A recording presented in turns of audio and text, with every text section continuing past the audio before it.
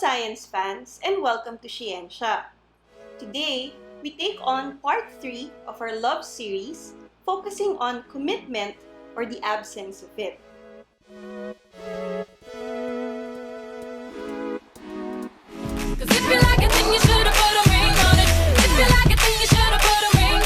For those of you out there in long-term monogamous relationships, mabuhay! You're very lucky to be in a relationship with the person you love. But don't you ever wonder why some people find it a little bit easier to commit while others are a little bit more hesitant? Statistics indicates that millennials, vaguely defined as those who are 22 to 38 years old this year, are commitment phobes compared to older generations. Surveys show that millennials are significantly less likely to be married than Gen Xers and boomers. And a recent Gallup poll found that the percentage of 18 to 29-year-olds who are single rose to a whopping 64% in 2014. Marriage trends kept going down.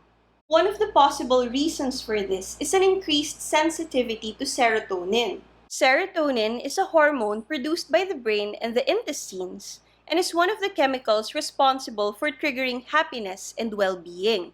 Higher levels of serotonin results to greater self-confidence and self-appreciation. This can lead to a behavior that can be misconstrued as being self-absorbed. Millennials, in fact, have revolutionized the concept of individualism.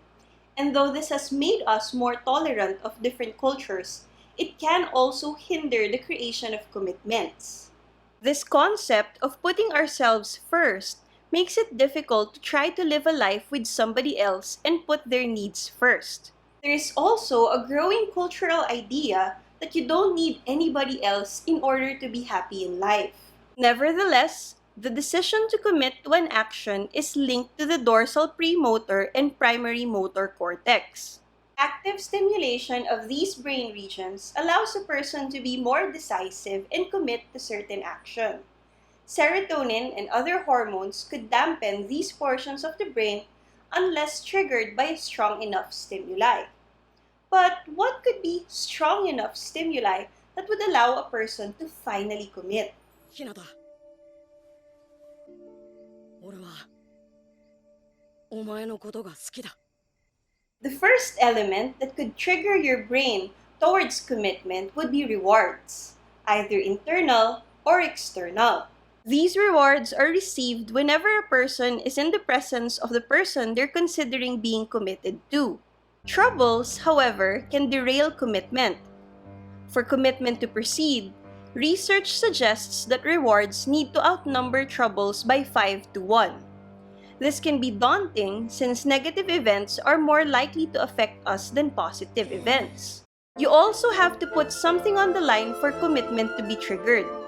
Continued contributions such as time, money, and effort makes it more difficult to leave someone and also aspire for a more long-term relationship. And then there are options. The more alternatives you have, the lesser the trigger to commit. The factors we've enumerated roughly account for only 66% of the triggers that lead to commitment. Mysterious other triggers still abound, such as your upbringing, grit, the economy, and many other factors.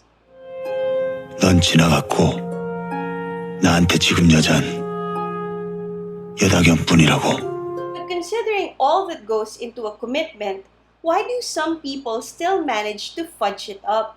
To be fair, both monogamy and polygamy exist in nature. With monogamy, there is less disease risk, lower infanticide, and less male competition, while polygamy results to increased diversity and higher population increase. Our primate ancestors and our primate cousins to this day are continuously polygamous. So why has the human species shifted towards monogamy? The modern monogamous culture has only been around for just 1,000 years. One factor involved is the occurrence of sexually transmitted diseases. Using demographic and disease data, the University of Waterloo found that when societies became larger, the prevalence of STDs became a regular occurrence.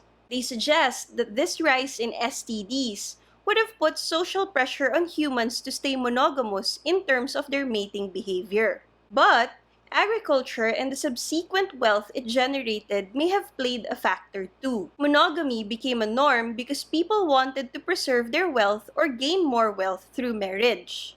But wait. Polygamy is different from cheating. So why do people cheat while they are in their relationships? Some say it's a combination of falling out of love and excitement. Falling out of love can come with a wide range of emotions, depending on the individual and the relationship. For some, it may feel like an ever-increasing pit of resentment that's going to overflow at any moment, and for others, it may feel like total apathy.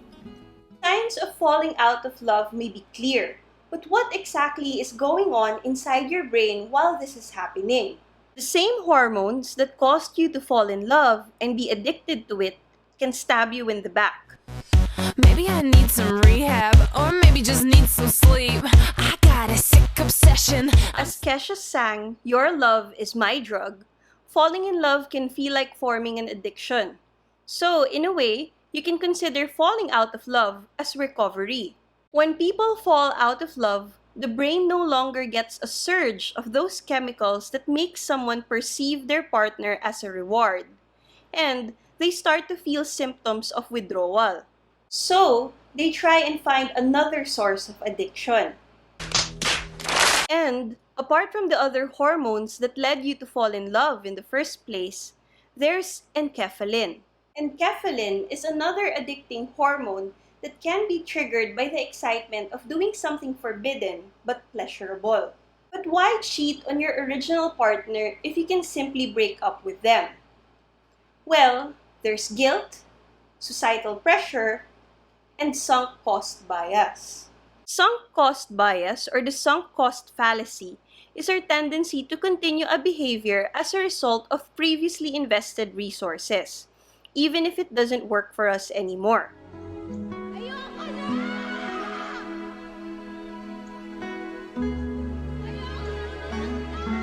And so we fall into a world of hurt. But why does a broken heart hurt so much anyway? And so we talk about another hormone backstabber, cortisol. When heartbreak happens, endorphin and dopamine levels drop and are replaced with the stress hormone cortisol. Too much cortisol over a period of time can contribute to anxiety, nausea, and weight gain. But did you know that you can actually die from being brokenhearted? Takotsubo cardiomyopathy is the medical name for a syndrome that can be caused by heartbreak, or more accurately, the stress of a heartbreaking situation. Acute emotional stress can cause the left ventricle of the heart to be stunned or paralyzed, causing strong chest pains, shortness of breath, dizziness, loss of consciousness, nausea, and vomiting. Though it typically doesn't cause permanent damage, it can spiral out of control if not treated properly. So how exactly do you heal a broken heart? It's such a cliche, but time heals all wounds. Try to find things to do that you enjoy, stay with people that you care about, and focus on productive things. And of course, be patient with yourself. I hope you were able to learn something from this short and last video on love. If you have any comments, questions, suggestions, and requests, please don't hesitate to contact me, your resident Filipina scientist, in the comments section below. If you enjoyed this video, please give it a thumbs up and also subscribe to our channel. Thank you very much and see you around!